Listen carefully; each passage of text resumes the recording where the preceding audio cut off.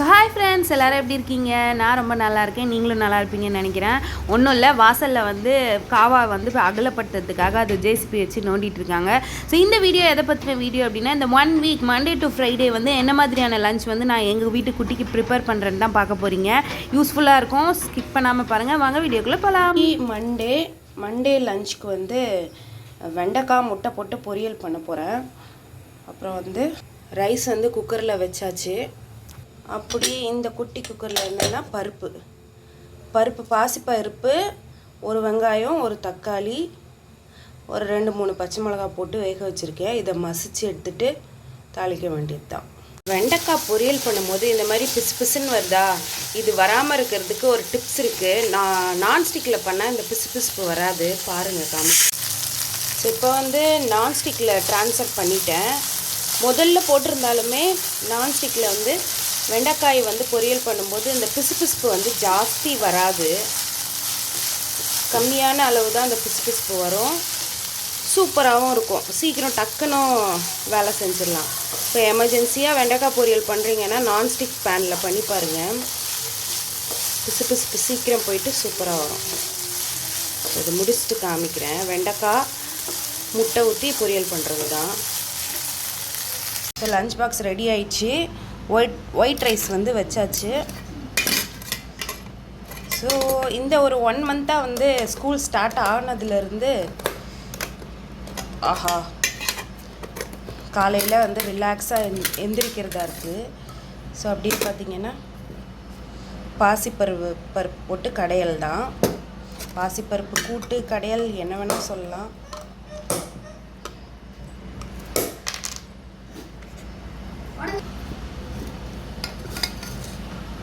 வெண்டைக்காய் முட்டை பொரியல். ஸ்நாக்ஸுக்கு வேர்க்கடலை பர்ஃபி தான். இது ரொம்ப நல்லது சாப்பிட்றதுனால. ஸோ லஞ்ச் பாக்ஸ் வந்து ரெடி பண்ணியாச்சு. அவ்வளோதான், Monday lunch box is ready. இன்னைக்கு வந்து கேரட் பொரியல் தான் பண்ண போகிறேன். பெரிய சைஸாக துருவி கிரேட் பண்ணி வச்சுருக்கேன் பாருங்கள். இந்த சைஸுக்கு கிரேட் பண்ணியிருக்கேன். பொரியல்னால் இந்த சைஸு, சாதம்னா கொஞ்சம் குட்டி குட்டியாக. அதுக்கப்புறம் பார்த்திங்கன்னா கேப்சிகம் ஆனியன் ரைஸ் தான் பண்ண போகிறேன். சூப்பராக இருக்கும் இது ரைஸு. அப்படியே ஸ்நாக்ஸுக்கு மூக்கடலை வேக வச்சு எடுத்து வச்சுருக்கேன் நல்லா.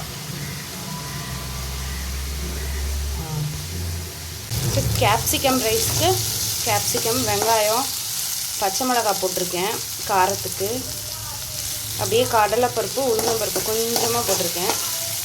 இது கொஞ்சம் நல்லா வதங்கி வரட்டும். இப்போ இது நல்லாவே ஓரளவுக்கு நல்லா வதங்கிருச்சு. இப்போ இந்த ஸ்டேஜில் கொஞ்சோண்டு ரெட் சில்லி பவுடர் போட்டுக்கிறேன். காரத்துக்காக, வாசனைக்காக கரம் மசாலா கொஞ்சமாக போட்டுக்கிறேன். அவ்வளோதான். அப்படியே பரட்டி விட்டுட்டு 5 மினிட்ஸ்க்கு அப்புறம் காமிக்கிறேன். ஸோ இது நல்லா பச்சை வாசனை போகிற அளவுக்கு வதக்கி எடுத்து சிம்மிலேயே வச்சு பச்சை வாசனை போகிற அளவுக்கு வதக்கணும். ஹை ஃப்ளேமில் வச்சா கொஞ்சம் தீஞ்ச ஸ்மெல்லு வரும் அந்த மிளகா பொடியோட.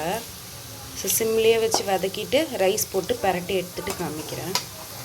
அன்றைக்கி லஞ்சு கேப்சிகம் ஆனியன் ரைஸு சூப்பராக இருக்கும். இது வாசமாகவும் டேஸ்ட்டாகவும் இருக்கும். Capsicum onion rice. டியூஸ்டே இன்றைக்கி ஸ்கூல் லஞ்ச் பாக்ஸ்க்கு வந்து என்னென்னா கேப்சிகம் வந்து ரைஸ் பண்ணியிருக்கேன். கேப்சிகம் ஆனியன் போட்டு ஒரு ரைஸ் ஒன்று பண்ணியிருக்கேன். சூப்பராக இருக்கும் இந்த கேப்சிகம் ஆனியன் ரைஸு. ஸோ அது பண்ணி முடித்தாச்சு. இதுக்கு சைட் டிஷ்ஷாக கேரட் பொரியல் பெரிய சைஸாக கிரேட் பண்ணி வச்சுருக்கேன். ஸோ கேரட் பொரியல் அதுக்கு சைட் டிஷ்ஷாக பண்ணியாச்சு. ஸ்நாக்ஸுக்கு குக்கும்பரை வந்து கட் பண்ணி வச்சுருக்கேன். மூக்கடலை அவிச்சு வச்சாச்சு. இதுதான் இன்றைக்கான snacks. Tuesday lunch menu is ready. So சூப்பராக இன்றைக்கான லஞ்ச் வந்து வேகமாக விறுவிறுப்பாக நடந்து முடிஞ்சாச்சு. அப்படியே பேக் பண்ணியாச்சு. டியூஸ்டே லஞ்ச் பேக் ரெடி பண்ணியாச்சு. ஸோ இன்றைக்கி வந்து என்ன சமைக்க போகிறேன் லஞ்சுக்குன்னு பார்த்தா மட்டன் தான். மட்டன் வந்து ஆல்ரெடி சண்டே எடுத்து வச்சதுலேயே கொஞ்சமாக மட்டன் எடுத்து ஃப்ரீஸ் பண்ணி வச்சுருந்தேன். அந்த மட்டன் தான் இன்றைக்கி வந்து எடுத்து க்ளீன் பண்ணி வச்சுருக்கேன். இதில் வந்து ஒரு குட்டி வெங்காயம், ஒரு குட்டி தக்காளி, கொஞ்சோண்டு புதினா, அதுக்கப்புறம் வந்து 1/2 kgக்கும் கம்மியாக தான் நான் வந்து இன்றைக்கி பிரியாணி பண்ண போகிறேன். கொஞ்சமாக இஞ்சி பூண்டு பேஸ்ட்டு அப்படியே கூட வந்து. ஸோ இன்றைக்கி புதன்கிழமை என்ன லஞ்ச் பண்ணலாம் அப்படின்னா, ஆல்ரெடி மட்டன் வந்து சண்டே எடுத்தது தான். அந்த சண்டே எடுத்த மட்டன்லேயே கொஞ்சமாக எடுத்து ஃப்ரீஸ் பண்ணி வச்சேன். அந்த மட்டனை ஒரே ஒரு குட்டி தக்காளி, குட்டி வெங்காயம், கொஞ்சோண்டு புதினா, இஞ்சி பூண்டு பேஸ்ட் போட்டிருக்கேன். அப்படியே இதுக்கு வந்து மஞ்சத்தூள் போட்டுட்டு கல்லுப்பு போட்டுக்க போகிறேன். கொஞ்சோண்டு கல்லுப்பு இது வேகிறதுக்கு. தண்ணி ஊற்றி வேக வச்சு எடுத்து காமிக்கிறேன்.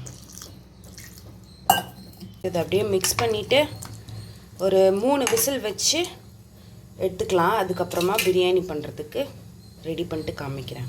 ஸோ பிரியாணிக்கு ரெடி பண்ணியாச்சு. இப்போ வந்து ஸ்பைசஸும் வெங்காயமும் போட்டு வதக்கிட்டுருக்கேன். இந்த பக்கம் முட்டை பாயில் ஆகிட்டுருக்கு. அப்படியே பாஸ்மதி ரைஸ் வந்து ஒரு 1/4 கிலோ பக்கம் ஊற வச்சுருக்கேன். இஞ்சி பூண்டு பேஸ்ட் வந்து போட்டுக்கிறேன். கொஞ்சம் கூடவே போட்டுக்கிறேன். இது மட்டன்னா கொஞ்சம் ஸ்மெல்லு ஜாஸ்தி இருக்குமா. இப்போ இஞ்சி பூண்டு பேஸ்ட் நல்லா வதங்கிடுச்சு. இப்போ தக்காளியும் பச்சை மிளகாவும் போட்டுக்கிறேன். கூடவே வந்து உப்பு கொஞ்சமாக போட்டுக்க போகிறேன். ஏன்னா ஆல்ரெடி மட்டன் வேக வச்சதுலேயே உப்பு போட்டிருக்கேன். அதனால இதுக்கு கொஞ்சமாக போட்டுக்கிறேன். பத்தலைன்னா நம்ம நடுவில் சேர்த்துக்கலாம் பார்த்துட்டு. சரி, இப்போ தயிர் கொஞ்சமாக சேர்த்துக்கிறேன்.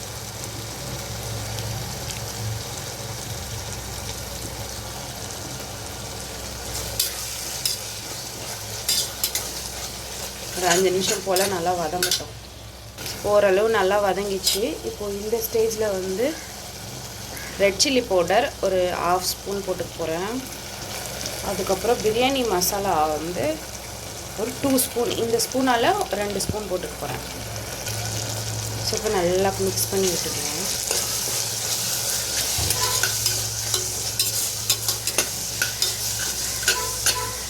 நம்ம 1/4 கிலோவுக்கு கம்மியாக தான் எடுத்துருக்கோம். அதனால் வந்து காரம் அதிகம் வேண்டாம். மட்டனுங்கிறதுனால கொஞ்சம் கூட ஸ்மெல் இருக்கும். அதனால கொஞ்சம் பார்த்து சேர்க்கணும். இது நல்லா சுருண்டு வரட்டும். நல்லா சுருண்டு அப்படியே அல்வா மாதிரி வரும். நல்லா எண்ணெய்லாம் சுற்றி வந்து பிரிஞ்சிருக்கா, அப்படியே அல்வா மாதிரி வரணும். இப்போ இந்த ஸ்டேஜில் வந்து நம்ம ஆல்ரெடி வேக வச்சுருக்கோம் இல்லையா மட்டன், இதை வந்து இப்போது இந்த ஸ்டேஜில் சேர்த்துக்க போகிறோம்.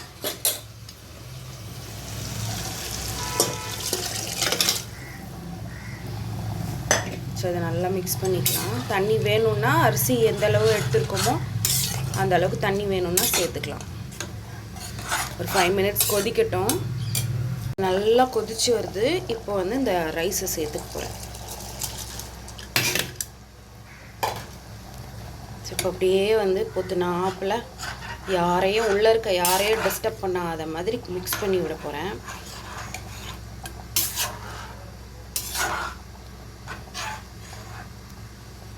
ஸோ இப்படியே ஒரு 10 நிமிஷம் இருக்கட்டும். தண்ணி வந்து வற்றி ரைஸ் தெரிகிற அளவுக்கு அப்படியே ஓப்பன்லேயே விடலாம். ஓரளவு தண்ணி வந்து சுண்டி இருக்குது. ரைஸுமே வந்து ஒரு 15% தான் வெந்திருக்கு. ஸோ இப்போ வந்து லெமன் ஜூஸ் எடுத்து வச்சுருக்கேன். லெமன் ஜூஸும் கலரும் அதை மிக்ஸ் பண்ணி மேலே அப்படியே கொத்தமல்லி தழை போட்டு சிம்லேயே வச்சு ஒரு விசில் எடுக்க போகிறேன். ஸோ வெனஸ்டே லஞ்ச் பாக்ஸு வந்து ரெடி ஆயிடுச்சு. மட்டன் பிரியாணி, ஒரு எக்கு, அவ்வளோதான் மட்டன் பிரியாணி. எண்ணெய் நல்லா காஞ்சிருச்சு, கடுகும் வெடிச்சிருச்சு. ஸோ இப்போ வந்து பொடி பொடியாக கட் பண்ணி வச்சுருக்கோம் இல்லையா, இதை வந்து நம்ம போட்டுக்கலாம்.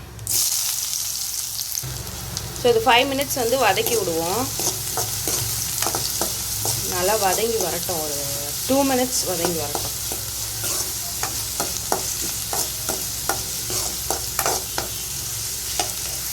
பாருங்க, ஓரளவுக்கு நல்லா வெந்துருச்சு கத்திரிக்காய். இப்போ வந்து கொஞ்சோண்டு ஸ்மெல்லுக்காக வந்து இஞ்சி பூண்டு பேஸ்ட் வந்து சேர்த்துக்க போகிறேன்.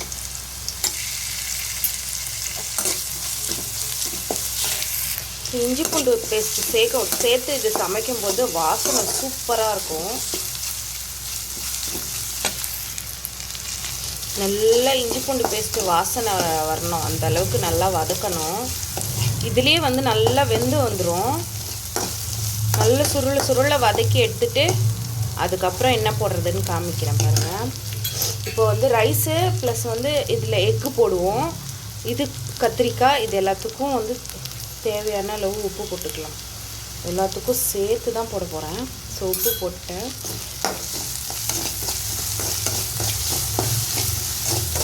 போட்டாச்சா? இப்போ வந்து முட்டை வந்து கடைசியாக உடச்சி ஊற்றணும். இது நல்லா வதங்கிட்டு அடுப்பு வந்து சிம்மில் வச்சுட்டு மிளகா பொடியோ கரம் மசாலா இதை போட்டுக்க போகிறேன். இப்போ வந்து கரம் மசாலா கொஞ்சம், மிளகா பொடி நான் சாம்பார் காரக்குழம்பு இதுக்கு யூஸ் பண்ணுற வீட்டு மிளகா பொடி தான் போட்டிருக்கேன். உங்களுக்கு வேணும்னா ரெட் சில்லி போட்டுக்கலாம். வாசனை சூப்பராக இருக்குது. இப்போது இந்த கேப்பில் வந்து நல்லா 2 முட்டை வந்து உடச்சி ஊற்றிக்க போகிறேன். அடுப்பில் சிம்மில் வச்சுட்டு, இல்லாட்டி வந்து கத்திரிக்காய் வந்து தீஞ்சு போயிடும். ஸோ இப்போ வந்து நல்லா இதை பரட்டி விட்டுக்கலாம்.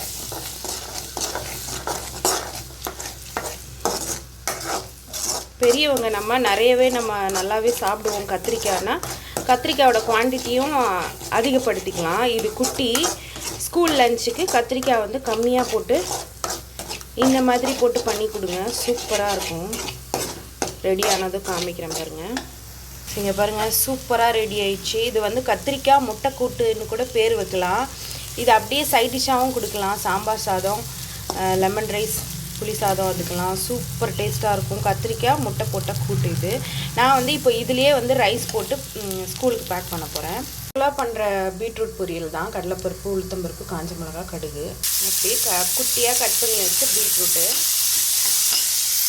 ஸோ இப்போ இந்த பீட்ரூட் பொரியலில் வந்து இப்படியே கொஞ்சோண்டு மிளகா பொடி போட்டு ஒரு முட்டை உடச்சி ஊற்றி பெரட்டியும் எடுக்கலாம், சூப்பராக இருக்கும். நான் இன்றைக்கி முட்டை உடைக்க போகிறதில்ல, தேங்காயும் துருவி போடலாம். தேங்காய் துருவினா எங்கள் குட்டிக்கு பிடிக்காது, அதனால் தேங்காய் துருவுறதில்ல.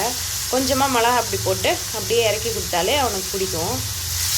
ஸோ அப்படி தான் இன்றைக்கி பண்ண போகிறேன். ஸோ சூப்பராக ரெடி ஆயிடுச்சு. மிளகா பொடி போட்டு பீட்ரூட் பொரியல்.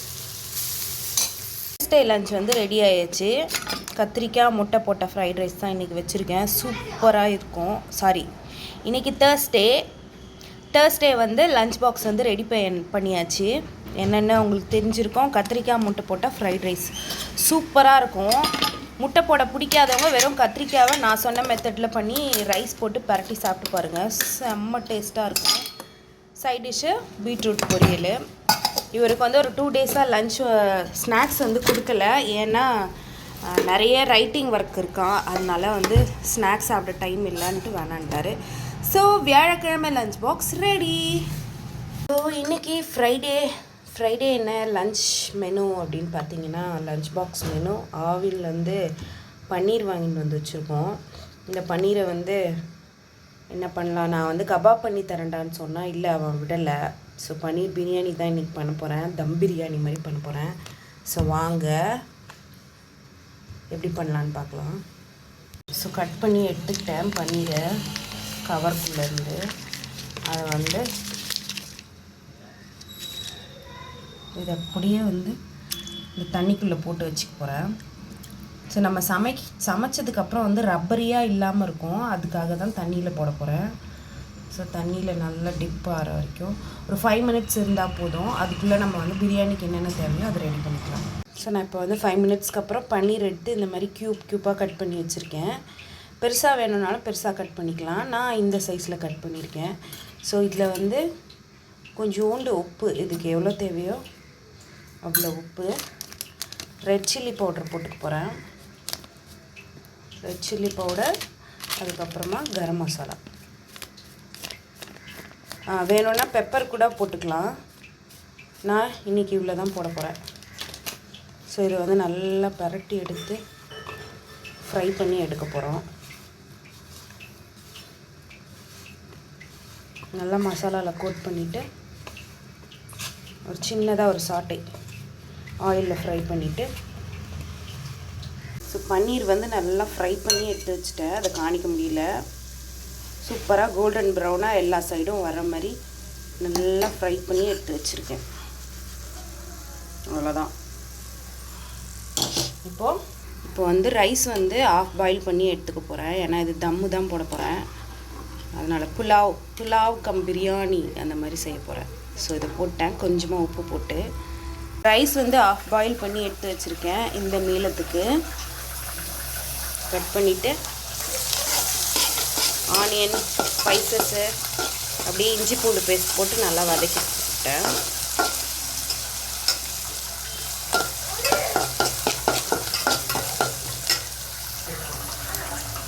ஸோ இப்போ இந்த ஸ்டேஜில் தக்காளி, புதினா ரெண்டையும் சேர்த்துக்க போகிறேன்.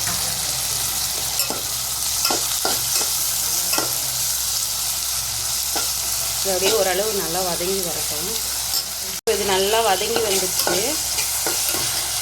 இப்போ வந்து கொஞ்சமாக கரம் மசாலா போட்டுக்கிறேன். கரம் மசாலா கொஞ்சோண்டு போட்டுக்கிறேன். அதுக்கப்புறம் பிரியாணி மசாலா வந்து ஒரு 1.5 ஸ்பூன் போல் போட்டுக்க போகிறேன்.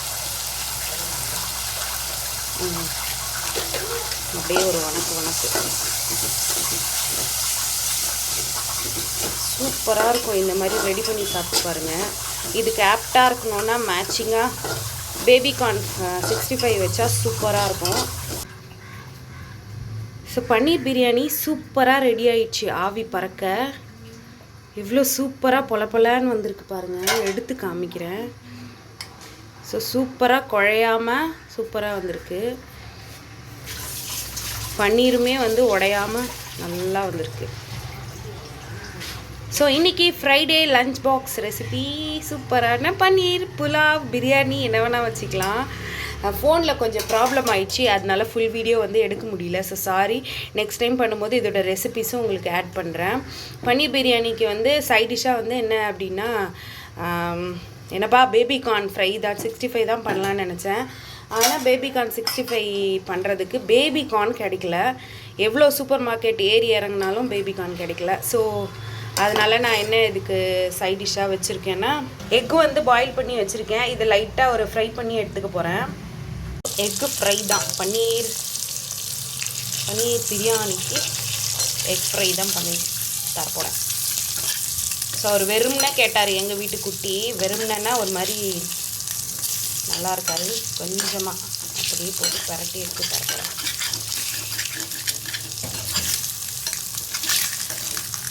இப்போ ஓரளவுக்கு சாப்பிட கொஞ்சம் பிடிக்கும்.